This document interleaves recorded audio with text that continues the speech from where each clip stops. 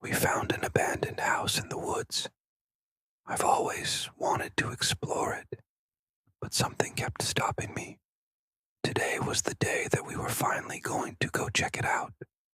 When we got there, all of our skin started to crawl because it was freezing cold outside. But inside the house it was freezing cold. Then we started hearing what sounded like whispers coming from the walls.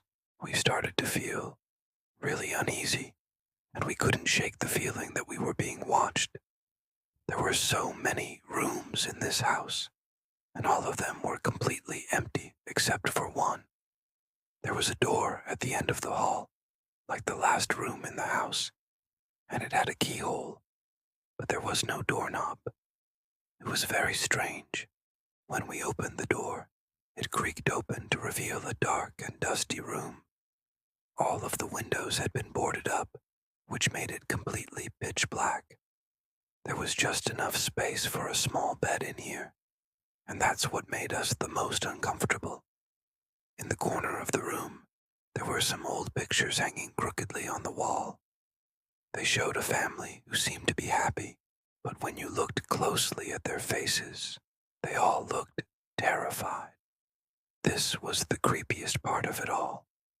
The people in the photos didn't look like they were from the 1950s. They looked like they were taken just a few years ago. And the expressions on their faces made it seem like they knew something terrible was about to happen. As I turned to leave the room, I noticed something else. The floorboards in the shape of a human body. At first, I thought it was just a trick of the light, but then I realized that it was actually a really big deal. If someone was lying underneath those floorboards, that meant that this room wasn't used very often. Otherwise, the floor would have been destroyed from all of the foot traffic. That's when we heard a loud crash coming from the other room. All of our blood ran cold because we were absolutely sure that we were alone in this house. As we slowly crept towards the sound, we saw that one of the doors had slammed shut. It must have been the wind, right? Wrong.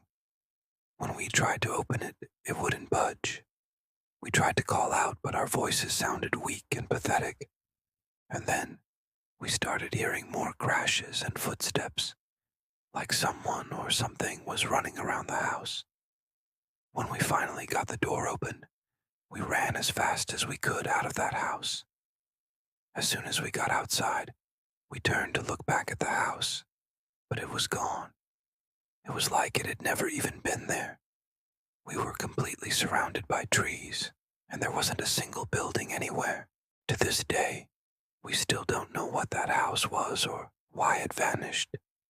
But every time I close my eyes, I can still see those people and hear those footsteps.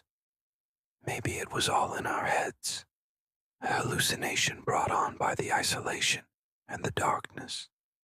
But deep down, I think we all know that there are some things that are better left undisturbed. And that abandoned house was one of them.